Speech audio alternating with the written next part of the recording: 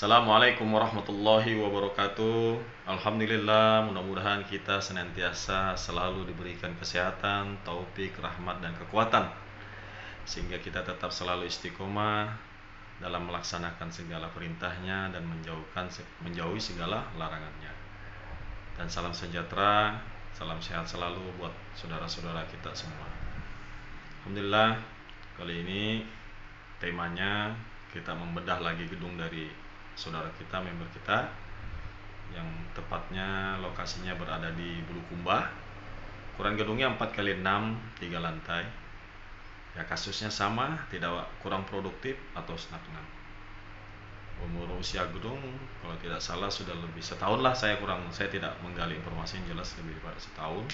Sarangnya 8 dan 1 polesan. Ya, setelah dibedah kasusnya, intinya sama. LMB terbalik, atau LMB tidak tepat atau tidak langsung menyambut walet pulang di sore hari atau di maghrib menjelang malam hari. Jadi teman-teman semua, LMB adalah salah satu hal yang sangat menentukan daripada keberhasilan gedung kita. Menurut saya, ya berdasarkan ilmu yang saya dapat dari mentor saya, pengalaman-pengalaman di lapangan yang sudah kita lalui bersama, bahwa untuk bisa lebih produktif gedung walet kita, maka LMB mesti menyambut burung walet pulang. Bahkan kalau bisa harus menyambut burung walet pulang. Kenapa?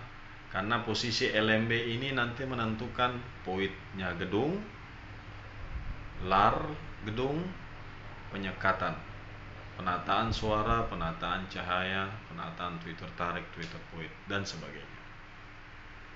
Nah, ini kita ambil garis besarnya saja di dalam penentuan bangunan mengenai tata ruang, cahaya, suara. Ini garis besarnya saja.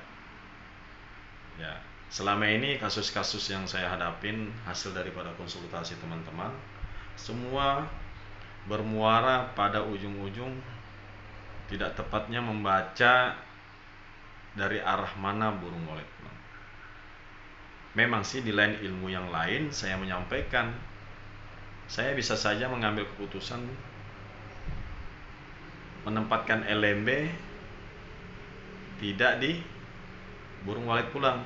Nah, tapi ini kita lihat di kasus yang lain, dan ini kasusnya mungkin pasti akan sangat rumit, pasti akan sangat susah. Mungkin ya biasanya berada di daerah sentral, apalagi jika daerah sentral itu dikelilingi oleh daerah-daerah yang sumber pakan gitu, sumber pakan, maka dari mana saja LMB pun bisa gitu. Artinya tidak ada tentu arah dari mana walet itu pulang. Tapi bagaimanapun juga jika kita lebih teliti lagi, kita tetap menemukan titik yang sebenarnya dari mana arah walet pulang. Saya kasih contoh bagaimana cara mendeteksi burung walet pulang. Dua saja ini sudah, sebenarnya dua teknik ini aja sudah bagus itu, hampir akurat. Apalagi kalau sampai 4-5 ini diterapkan teknik dalam menentukan LMB, menentukan dari mana arah walet pulang, ini maka mungkin sangat jos sekali gitu. Pertama, teknik pertama, kita survei di sore hari menjelang pulang, perhatikan dari mana walet datang. Kedua, yaitu di mana daerah sentral dan dari mana waletnya pulang. Maka kita berada di daerah sentra apabila gedung kita berada di posisi dulu di luar daerah sentra. Seperti kasus yang barusan saya komunikasi dengan beliau.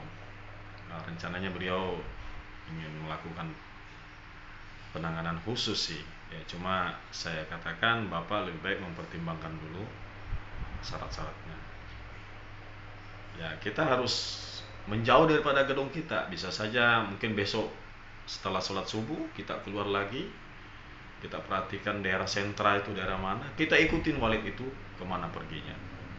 Demikian juga di sore harinya, pulang kita ikuti sampai kemana titik akhir daripada burung tersebut pulang.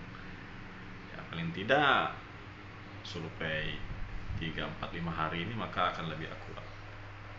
Dan masih banyak lagi teknik-teknik untuk lebih akurat lagi bagaimana cara kita menentukan arah LMW. Jadi saya ambil garis besarnya, kita sebagai pemula mungkin, orang yang baru dalam budidaya walet, kita ambil simpelnya saja. Kita ambil simpelnya, di mana kita hendak membangun gedung, ya usahakan untuk tidak membangun di daerah sentral kalau bisa. Lebih baik membangun daerah yang tidak memiliki kompetitor banyak. Kalau ingin membangun daerah sentral, ya pertama modal kuat, ilmu kuat. Sebagaimana gedung yang saya tangani di Warabadak. Gedung ini ukurannya kalau tidak salah 40 kali 50, 5 lantai. Hasilnya setiap 40 hari kalau tidak salah 80 kilo. Dan ada seorang member memanggil saya dan teman, kebetulan oleh teman, untuk menangani gedung. Dia ingin membangun gedung 8 kali 20. Saya ada kasih syarat. Setelah saya survei, saya memberi syarat kepada Bapak minimal membangun sama tingginya dengan gedung yang sebelah, karena jaraknya sekitar 10-15 meter saja dengan gedung yang tinggi itu. Oke, katanya siap, dia siap. Maka saya desainkan kan. Saya desainkan, maka di sini saya terapkan sistem 2 LMB. 1 puit 2 LMB. Ya, karena kita membaca situasi gedungnya di sebelah. Alhamdulillah kalau tidak salah dalam 6 bulan atau 3 bulan 200 sarak dia dapat.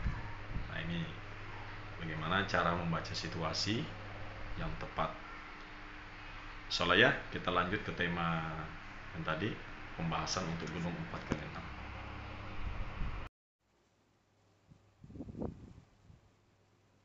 Teman-teman semua, ini ada lagi masuk. Ini sudah beberapa hari yang lalu, 7 April yang lalu.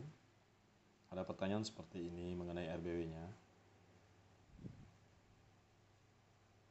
Intinya ya stagnan juga. Baru 8 sarang 1 polesan. Ukuran gedung 4x6, 3 lantai dengan rumah monyet 2x4. Tapi poidnya ini yang mengecil karena ada bibir poid di sekitar poid. Jadi saya suruh melengkapi data yang saya minta, maka dikirimlah ini data-datanya.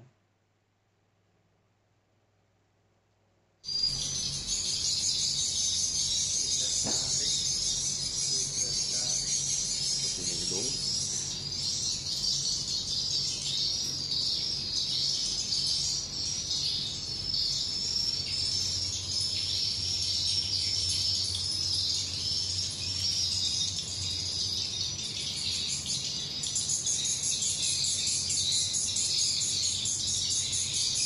Liternya sangat banyak.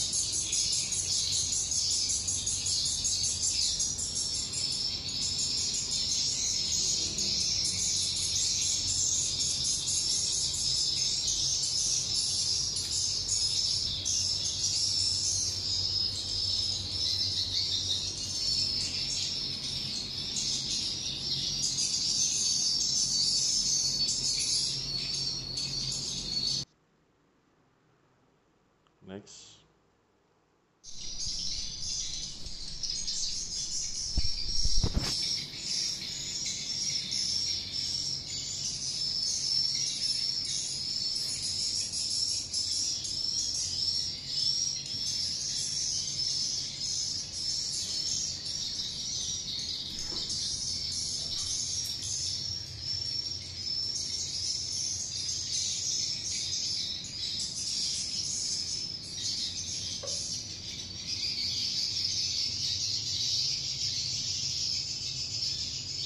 Sepertinya beliau juga memasang parfum nih, atau pakan buatan.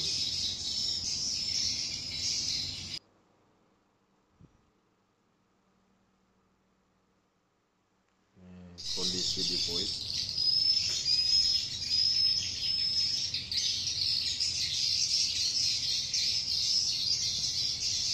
Nah, ini yang namanya bibir poid.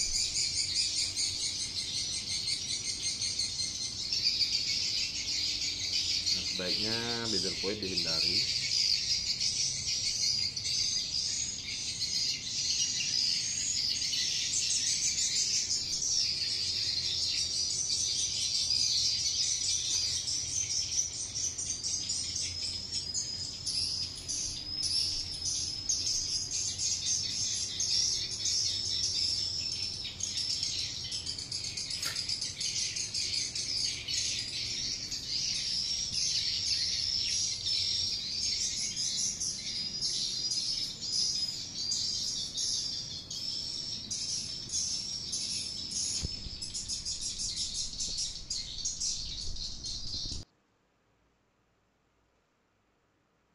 Lanjut, cakapan dia telah mengirimkan.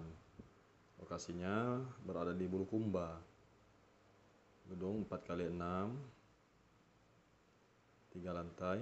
Lantai 2-nya zong, lantai 3 ada 3 sarang, lantai 1 5 sarang dan 1 polesan.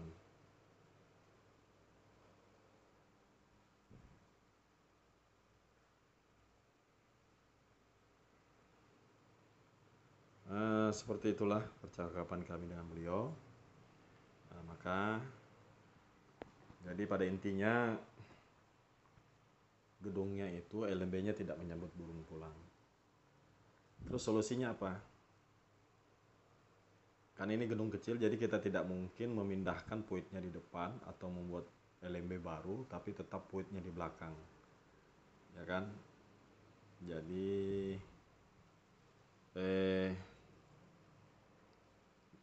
itu walet tetap LMB-nya menyambut burung pulang.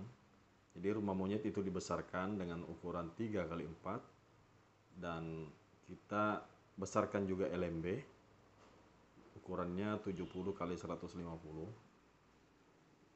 Terus poitnya kita sempurnakan menjadi 2x4. Jangan ada biru poit di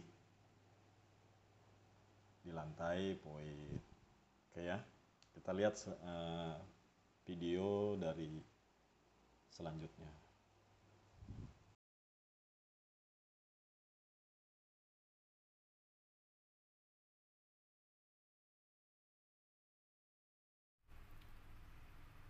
Beginilah rencananya kita akan buat.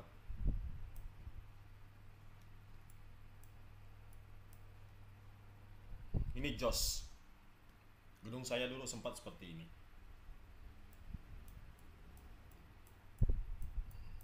Dan berhasil. Populasi terus menambah. Bahkan walet lebih banyak di lantai 1. Artinya burung tidak gagal turun. Masalah pemerataan untuk di lantai-lantai 2, lantai 3 itu kita tidak usah terlalu khawatir. Yang penting walet sudah mau masuk, ikut kita mau apa maunya walet. Jangan maunya kita. Kalau walet mau di lantai 3, biarkan saja walet di lantai 3. Nanti dengan sendirinya dia akan turun. Karena yang nginap di RBW di gedung kita itu bukan itu saja burungnya. Pasti ada regenerasinya. Yang nanti pada saat dia belajar terbang, dia akan mengekspos ruangan-ruangan yang ada. Seperti ini. Ini ruangannya 4x4, ruang inapnya, nesting roomnya ini. Khusus untuk lantai 1 aja kita buat 3,5x2 untuk tempat berpijak naik agar ada tempat dudukan tangga. Ini juga demikian hingga ke lantai 4 atau tepatnya di ruang monyet Bongkuit. Ini ukuran daripada LMB nya 70x150 dari atap plafon 40 cm, dari lantai 80 cm.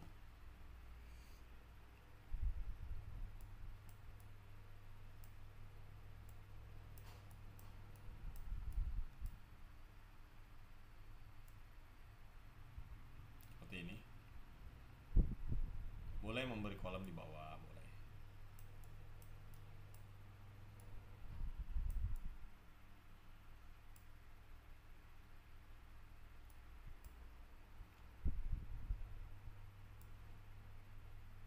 Nanti peletakan Twitter cukup 1 di belakang, Twitter tarik. Ini Twitter di sini 1,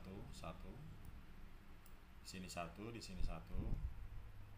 Demikian juga di lar bagian posisi tengah agak congak ke atas. Demikian juga di sini, kira-kira turun 50-60 cm dari atas lar. Terus pasang satu Twitter di sudut sini menembak ke atas. Usahakan kalau bisa yang magnet atau sejenis Twitter middle.